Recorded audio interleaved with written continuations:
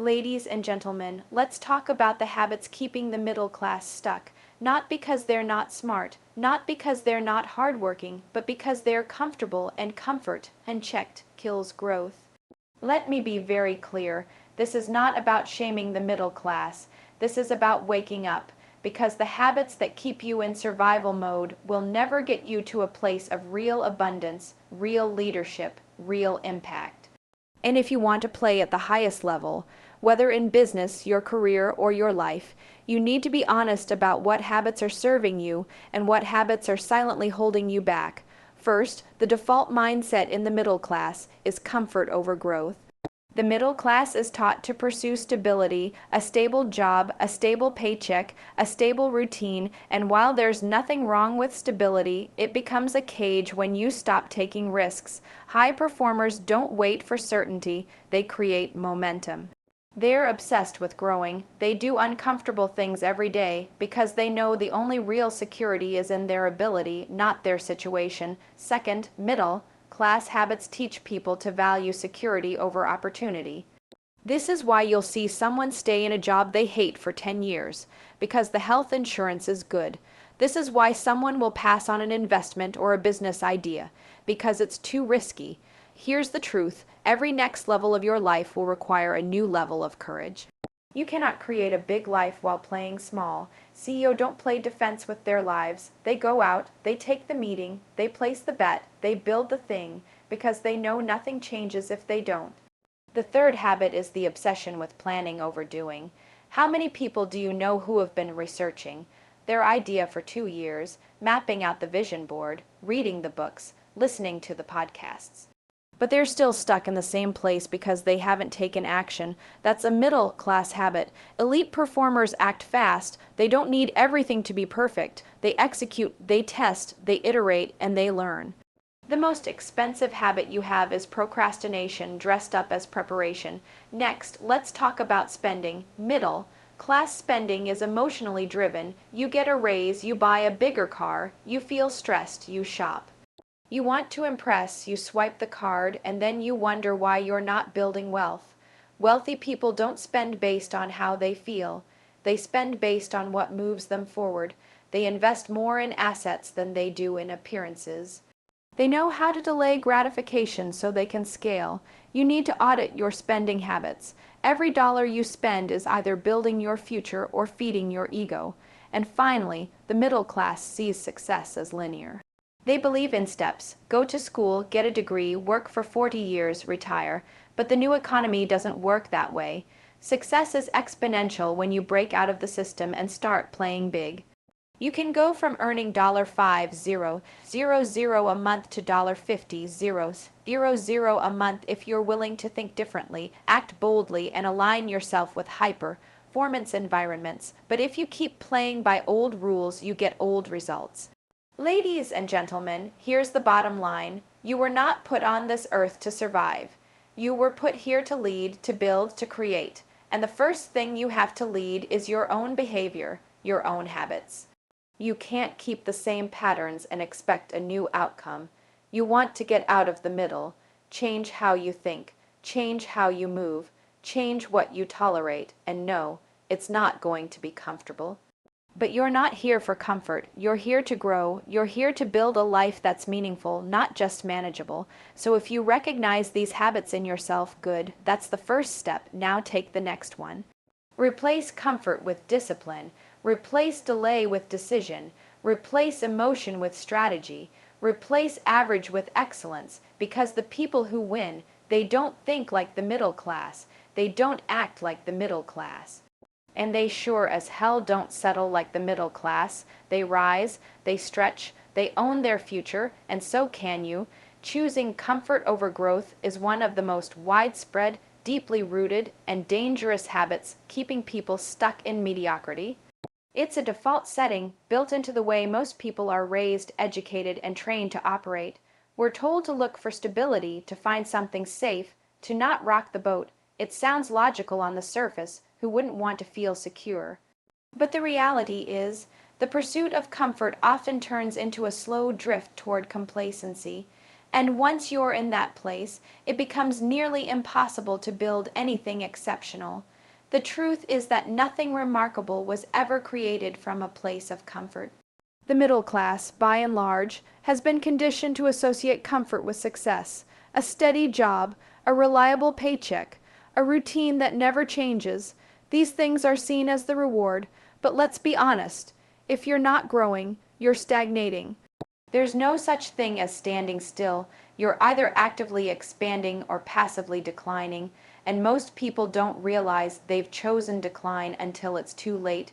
Growth is uncomfortable by nature. It requires you to stretch, to question, to risk. It asks you to be bad at something before you're good at it, to step into the unknown without a guarantee, and that makes people uneasy, so they retreat to what's familiar.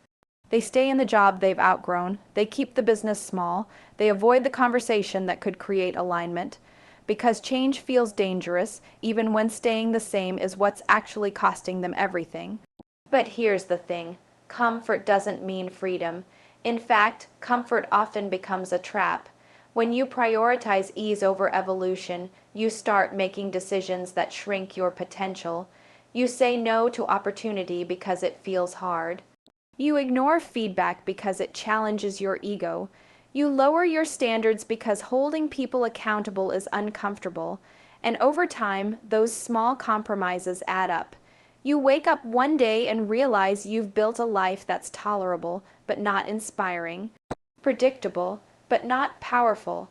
The most successful people, those who think and act like CEOs, run in the opposite direction. They actively seek discomfort, not because they enjoy pain, but because they understand what it means. Discomfort is the evidence of growth. It's the signal that you're doing something new, something hard, something that will stretch your capacity. It's a sign that you're evolving into the next version of yourself. They don't ask, how can I make this easier? They ask, how can I get better at this? That mindset shift is everything. Let's be real. Growth isn't glamorous. It's awkward. It's messy. It's full of failure. But every time you choose growth over comfort, you build muscle. You build resilience. You build trust with yourself. You stop needing external validation and start creating internal momentum. And that's the kind of momentum that compounds. You become the kind of person who asterisk moves asterisk. The kind of person who doesn't wait to be ready. Because you know readiness is a result, not a requirement. Choosing comfort looks like staying silent when something needs to be said. Choosing growth means you speak the truth, even when your voice shakes. Choosing comfort looks like watching another year go by without launching the business. Choosing growth means you start small, take messy action, and iterate as you go. Choosing comfort looks like blaming the economy, your team, your partner. Choosing growth means taking radical ownership of your results, your energy, your effort. One path leads to safety, the other leads to greatness. Most people think they'll pursue growth asterisk after asterisk. They feel more confident after they have more time, more money, more support, but confidence doesn't come before the risk. It comes asterisk from asterisk taking the risk. The middle class habit of waiting for the right time is just fear wearing a rational mask. The people who break out of the middle class mind that don't wait for confidence, they build it through action. They know that leadership isn't about being comfortable, it's about being committed. When you choose growth over comfort, you start making decisions that align with your potential, not your past. You stop seeking approval and start building results. You raise your standards not just for others, but for yourself. You build discipline, you increase your capacity, you become someone others trust because you've proven you can do hard things. That is the foundation of high performance. That is how you create a life and a career that is not just successful, but deeply fulfilling. So many people are living lives that feel fine on the outside, but feel suffocating on the inside. They've hit the ceiling of their comfort zone and called it success. But you know when you're made for more, you can feel it, and if you want to access that more, you have to be willing to get uncomfortable, to take the meeting you're not sure you're ready for, to raise your prices. To hold the boundary, to take the leap, there is no version of excellence that comes without some level of pain, but here's the gift: once you start choosing growth consistently, it becomes your new normal. Discomfort becomes familiar, you stop fearing it, you start looking for it, and the more you grow, the more you realize comfort was never the goal, capacity is, impact is, alignment is, and those things don't come easy, but they are always, always worth it. The middle class has been conditioned to chase security above all else. It's a belief system passed down through generations, reinforced by school systems, workplaces, and even family dynamics. The message is clear: find something safe, hold onto it tightly, and don't do anything that might put it at risk. This desire for security shows up in the decisions people make every day, decisions about where to work, how to spend money, who to associate with, and what risks are acceptable. But what no one wants to talk about is this: the security people cling to is often just an illusion. And while they're holding onto that illusion, real opportunity is passing them by. When people choose security over opportunity, they lock themselves into patterns that feel safe, but are ultimately limiting. They stay in jobs that no longer challenge them, simply because they offer benefits or a steady paycheck. They avoid starting businesses or side projects because they don't want to give up weekends or take on short-term risk. They don't invest in their growth, whether through coaching, mentorship, or new skills, because they've convinced themselves they can't afford it. All of this is in service of keeping things predictable, manageable, under control. But in doing so, they cap their own potential. They settle for a ceiling that they don't even realize they're choosing. The most successful people understand that real security doesn't come from something external. It doesn't come from your employer, your bank account, or your title. It comes from your ability to solve problems, to adapt, to innovate, and to perform under pressure. It comes from developing yourself to the point that you can walk into any room, any business, any market, and create value. That's the mindset shift that separates high performers from the middle class. They don't fear risk, they study it. They don't chase comfort, they build capability. They don't cling to what they have, they grow into what they want. This doesn't mean being reckless, it means being strategic. People who prioritize opportunity over security are not jumping blindly. They are calculating moves, looking at long-term payoff, and understanding that short-term discomfort is often the price of long-term freedom. They know that the sooner they get uncomfortable, the faster they learn, the faster they take action, the more options they create. They are not waiting for safety, they are building stability from their own performance and skills.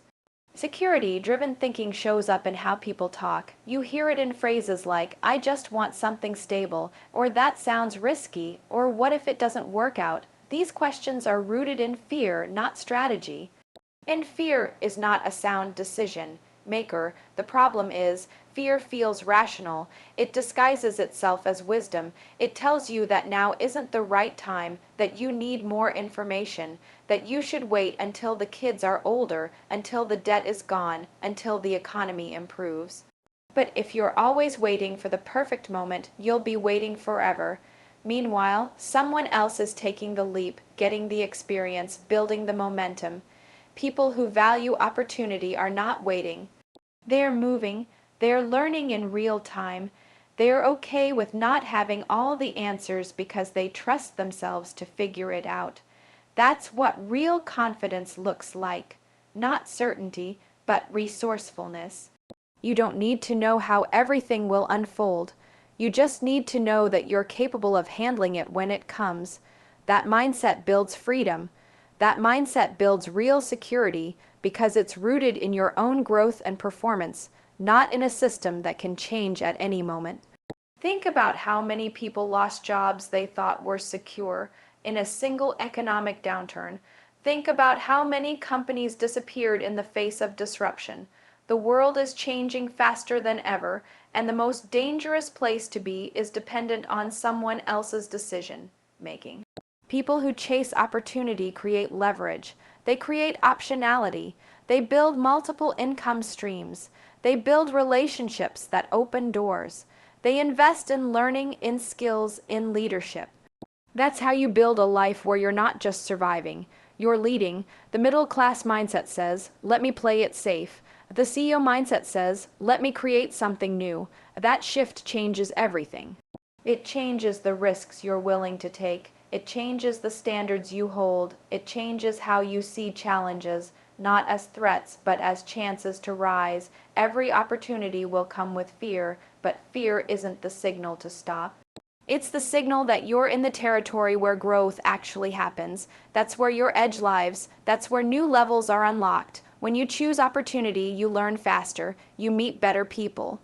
You stretch your thinking. You build experiences that separate you from the pack. And even if it doesn't go the way you planned, you're further ahead than if you stayed stuck in safety.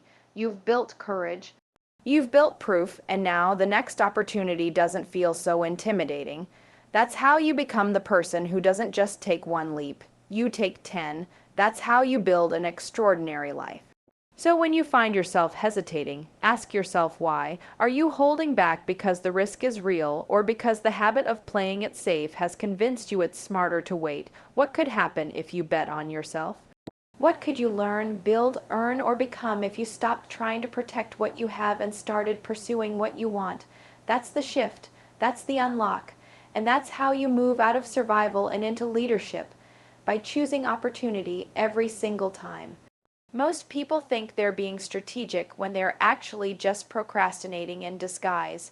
Planning becomes a comfort zone, a way to feel productive without actually producing. The middle class has turned "I'm still planning" into a badge of honor. They talk about ideas, study options, wait for the perfect moment, and in doing so, they delay execution indefinitely. There's this belief that more time equals more clarity, that if you just research a little longer, map it out a little more, prepare just one more thing, then everything will fall into place. But clarity is not found in planning alone. Clarity comes from doing from taking action and learning from the feedback that only real experience can offer. Delayed action is one of the most expensive habits a person can have. Every day you wait to execute on something you already know you need to do, you're not just losing time. You're losing opportunities. Someone else is launching the product. Someone else is applying for the promotion. Someone else is pitching the idea. Someone else is getting better, faster, stronger while you're still sketching out the game plan. And the truth is, the longer you wait, the harder it becomes to act. The habit of waiting gets stronger, the fear of failure grows, the cost of inaction compounds quietly but relentlessly. High performers understand that planning is important, but only up to a point. There is a threshold where planning shifts from preparation to paralysis. The key is to recognize when you've crossed that line. It's easy to convince yourself that you're not ready, that more research is needed, that you need another opinion, but readiness is a myth. You are never 100% ready for something you've never done before. And the people who succeed at the highest levels are not those who waited until they were confident. They're the ones who took action and built confidence as a result. Perfectionism often hides behind planning. It's not about being strategic. It's about trying to avoid discomfort. You want every variable locked in so that there's no risk of failure, no chance of judgment. But the pursuit of perfect conditions is a trap. Because in the real world, nothing is ever perfect. Conditions are always shifting. Markets change, people change, information evolves. The only thing that keeps you relevant is speed of execution. Being someone who can make a decision, take action, evaluate the results, and pivot if needed. That's where real power lies. You don't get better at leading by reading about leadership. You get better by making decisions, having hard conversations, learning to manage energy and outcomes in real time. You don't get better at selling by studying every sales method on the internet. You get better by making the call, handling objections, listening to feedback, and adjusting your pitch. Everything you want to be great at starts with messy, imperfect, awkward action. There is no shortcut around this truth. The middle class tries to avoid this phase. The CEO mindset embraces it. In business and in life, speed matters, momentum matters. You can recover from a wrong decision faster than you can recover from no decision. You can iterate and improve a bad launch. You can fix a broken process. What you can't do is build results from ideas that never left your notebook. Execution is where confidence lives. Execution is what separates dreamers from builders. It's what separates potential from performance. If you've been sitting on something, an idea, a move, a conversation, ask yourself why. What's the cost of continuing to wait? People often think they need more time to plan when what they really need is courage to start. The most successful people don't always have the best ideas, but they are the best at acting on the ideas they have.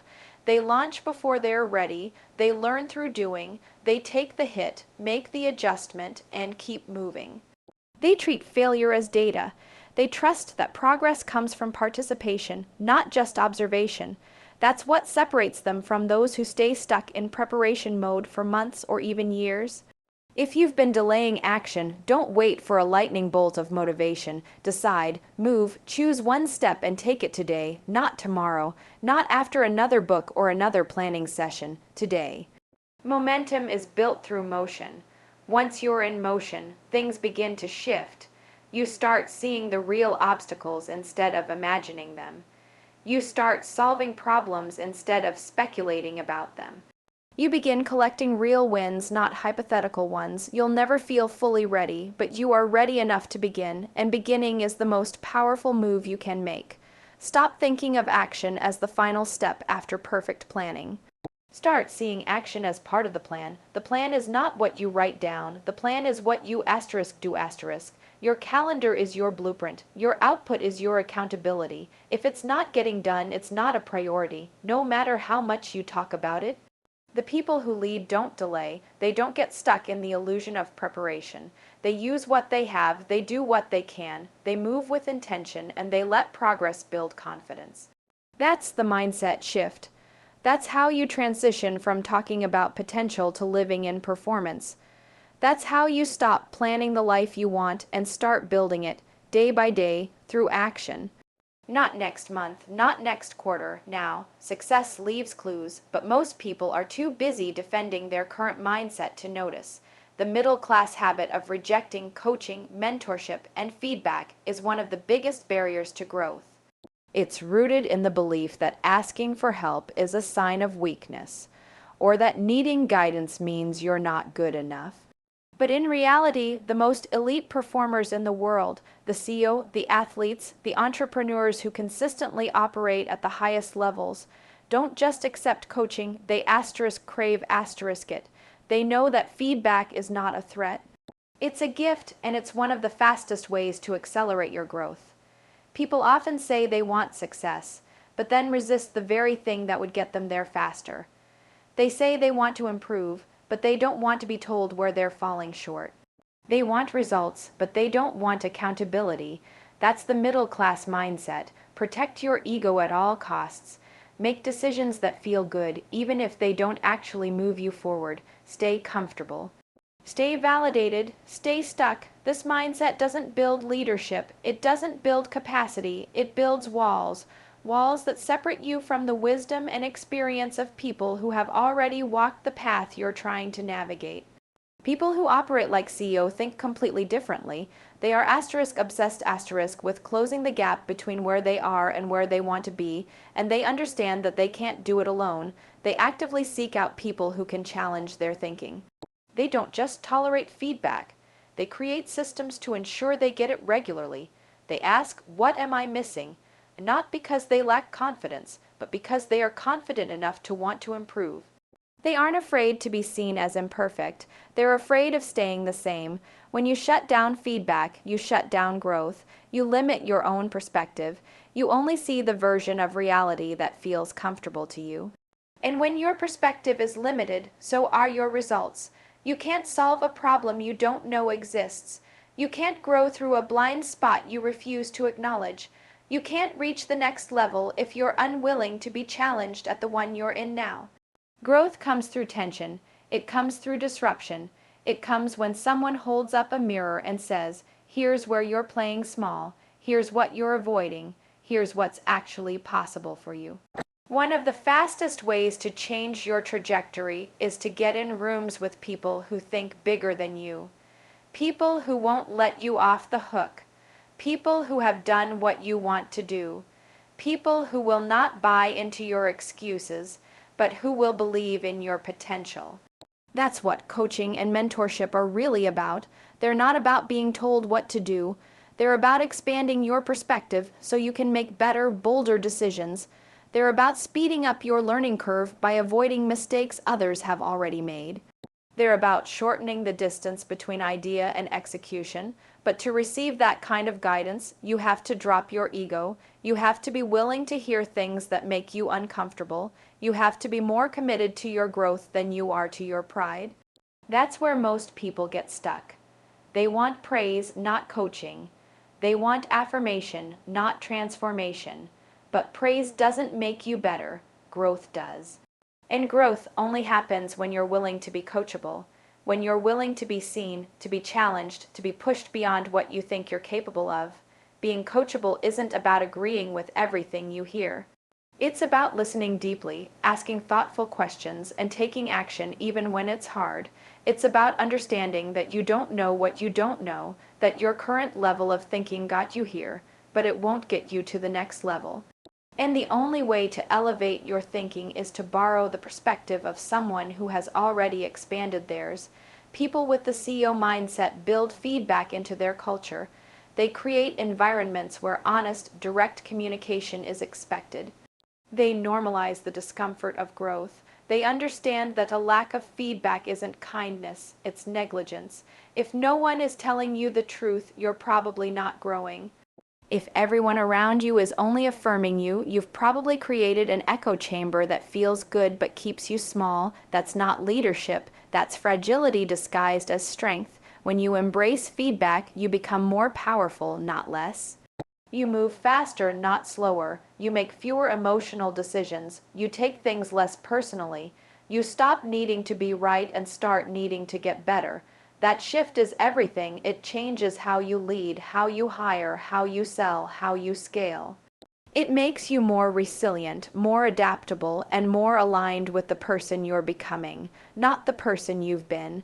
The middle-class mindset avoids feedback because it sees it as a threat to self-worth. The CEO mindset welcomes feedback because it sees it as a tool for greatness. That difference in mindset creates a difference in results. One creates stagnation, the other creates momentum. If you want to grow, if you want to lead, if you want to rise, get coachable. Seek feedback, invite mentorship, drop the need to look perfect, and start obsessing over getting better. That's where transformation begins. That's where leadership begins. That's where your next level lives. Money is not just a resource, it's a mirror. It reflects your mindset, your habits, your priorities, and your relationship with growth. The middle class often treats money as something to manage, something to conserve, something to fear losing. They track every expense, clip coupons, delay investments, and prioritize saving over scaling. They live in a mindset of scarcity, where every financial decision is weighed with the goal of maintaining safety rather than increasing capacity. But people who operate like CEO don't see money through the lens of lack. They see it as a tool, one that can be used to buy speed, create leverage, build infrastructure, and scale results. The difference is not about how much money someone has, it's about how they think about money. And that difference is everything. The middle-class mindset praises frugality and labels risk as recklessness. It values a good deal more than a great opportunity. It is deeply uncomfortable with the idea of investing money in anything that doesn't have a guaranteed return. That's why people hesitate to invest in coaching, mentorship, personal development, and team expansion. They don't see those as assets. They see them as liabilities. They tell themselves they're being responsible. But often, what they're really doing is hiding from the discomfort of growth. They're afraid to spend money because they're afraid to bet on themselves. Because if it doesn't work out, then what does that say about them? So instead, they stay in the loop of playing it safe and calling it smart. High performers don't think that way. They know that money is not something to hoard, it's something to use. They know that time is the most limited resource they have, and that money can be used to buy back time. They know that mentorship can collapse years of trial and error into weeks of strategy. They know that hiring great people, even when it feels like a stretch, can exponentially grow the business and free them up to focus on vision, leadership, and scaling. They're not frivolous with money, but they don't worship it either. They respect it, they use it, they move it with intention, and they understand that every dollar they deploy is a reflection of the future they're building, not the past they're trying to preserve. The relationship you have with money will dictate the ceiling of your growth. If you see money as something to protect, you'll always make decisions from a defensive position. You'll talk yourself out of opportunities. You'll underinvest in what matters. You'll delay decisions that require financial risk. And as a result, you'll create a business or a life that is limited by fear. But when you see money as a tool for expansion, you start asking different questions. You ask, what will this investment make possible? Instead of what will this cost me, you ask, how can I turn $1 into $10? Instead of how do I spend less, you ask, what's the ROI of becoming the kind of person who can multiply what they earn? And those questions take you somewhere completely different. One of the biggest mindset shifts around money is moving from a consumer to a creator. The middle class spends money to escape, to numb, to treat themselves. They buy more entertainment, more distractions, more things that make them feel good in the short term, but don't move them forward in the long term. High performers spend money to evolve. They invest in experiences, education, environments, and tools that help them grow. They're not interested in looking rich. They're interested in becoming powerful. They're not asking, can I afford this? They're asking, what do I need to build so that I never have to ask that question again? Money is energy. It's flow. When you hold onto it too tightly, you block opportunities. When you use it wisely, you expand your options. That doesn't mean throwing money at problems. It means aligning your spending with your values. It means choosing investments that amplify your performance, your leadership, your impact. It means understanding that money is a reflection of the value you create. And the more you focus on creating value, the more money flows in your direction. People with the CEO mindset are not obsessed with money for money's sake. They're obsessed with becoming the kind of person who can steward money well, who can multiply it, who can use it to build something meaningful. And that starts with your daily decisions, how you spend, how you save, how you earn, and most importantly, how you think. The fear of not having enough keeps most people stuck in cycles that never produce more than just enough. They never take the leap. They never start the business. They never invest in their brand. They never hire the team, and then they wonder why they feel burned out, behind, or boxed in. But money won't multiply without motion. You don't grow wealth by standing still. You grow it by making bold decisions with the right strategy behind them. You grow it by being willing to stretch yourself. You grow it by shifting from how do I make this cheaper to how do I make this more valuable. That shift changes everything.